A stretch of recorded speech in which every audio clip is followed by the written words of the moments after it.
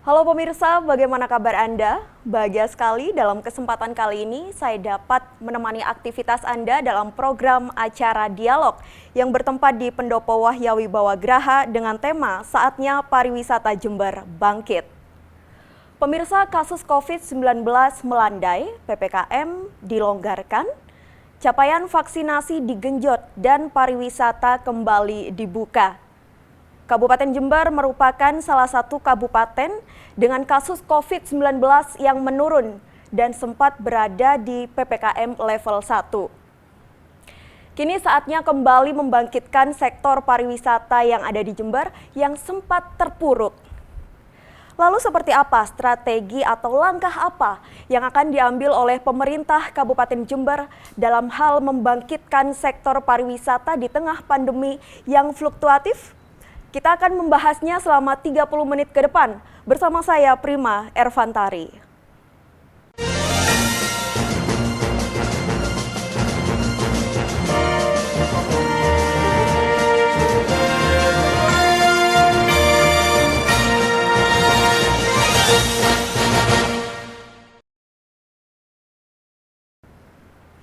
Pemirsa, untuk membahas strategi dan langkah yang akan diambil oleh pemerintah Kabupaten Jember dalam hal membangkitkan dan memulihkan sektor pariwisata yang ada di Jember, saat ini sudah bersama dengan saya narasumber yang sangat luar biasa. Beliau adalah orang nomor 1 yang ada di Kabupaten Jember.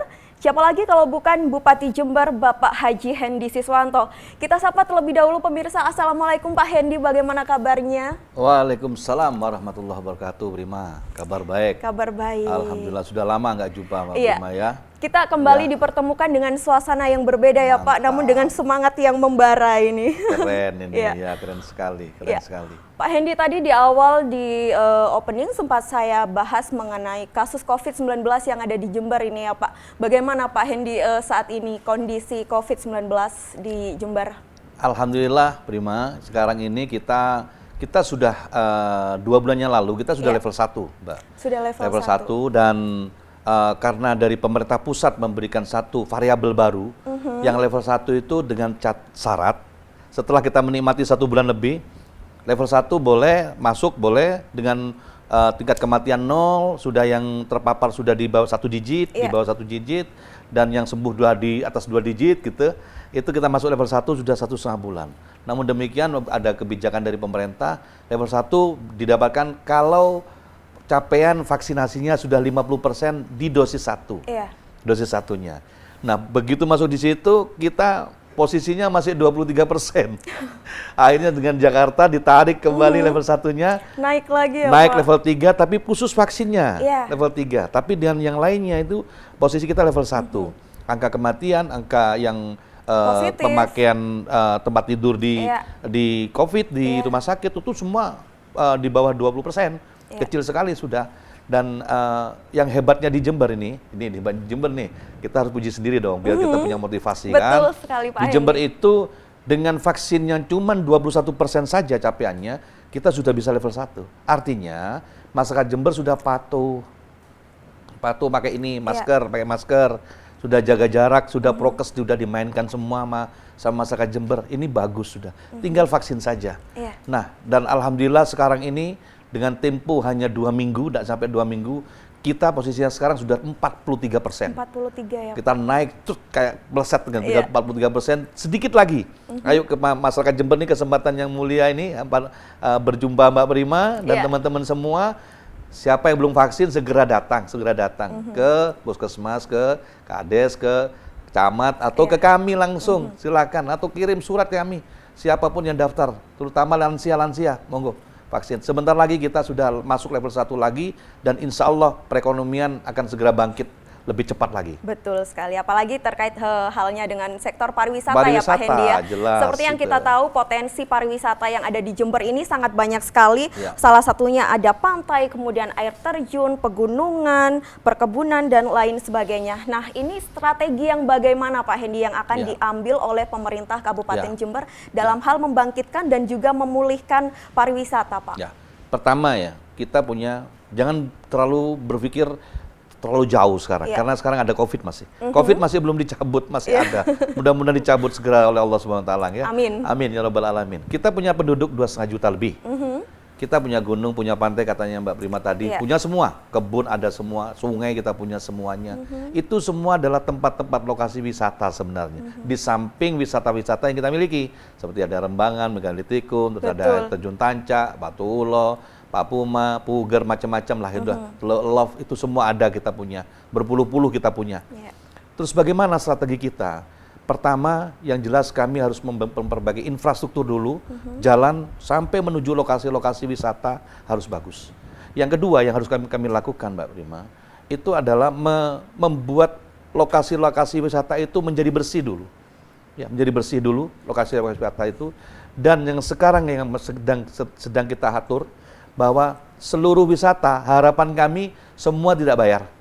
Semua tidak bayar, masuk ya, aja semuanya. Wow. Ini sekarang sedang diprogram nih, jangan diiyakan dulu nih ya masyarakat. Ini masih menjadi rahasia ya Pak Hendy. Rahasia nih, tapi sedang karena ditanya kami strateginya, itu akan tidak akan kita lakukan pembayaran. Kami sedang menghitung ini.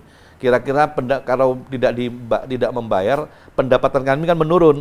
Ini kan pendapatan distribusi tiket itu kan biaya untuk bisa masuk PAD juga pendapatan gitu. Nanti kami hitung kompensasi korelasinya apa ini dengan tiket tidak membayar semua, tapi ada UMKM yang bekerja di situ akan mendapatkan distribusi dari situ. Kita kembalikan di situ polanya. Tapi kita harus mendapatkan dua macam, gratis untuk masyarakat, UMKM-nya buat tumbuh, di situ terjadi transaksi pembelian, di situ ada biaya distribusi para UMKM di lokasi-lokasi wisata. Nah ini berapa nilainya, berapa plus minusnya di situ, Mbak. Maka dari itu dengan kondisi COVID seperti ini, dengan 2,5 juta ini, harapan kami mereka bisa tertarik untuk datang, orang nggak bayar saja kok, kenapa susah-susah kita ke sana gitu. Susah-susah kita nggak ke sana, kita harus ke sana, kita harus nikmati tempat kita sendiri, Mbak. Gitu, Mbak. Tapi dengan strategi yang seperti itu, masyarakat juga tidak boleh mengentengkan ya Pak, walaupun itu tidak membayar untuk tiket masuk atau lain sebagainya, tapi harus tetap menjaga kebersihan ya Pak Hendy. Sangat luar biasa sekali. Nah Pak, ini seperti yang kita tahu, Kabupaten Jember sendiri masih mempunyai PR dalam hal capaian vaksinasi yang belum 50% tadi. Juga tempat wisata yang ada di Kabupaten Jember juga tidak semuanya telah dibuka ya Pak Hendy ya.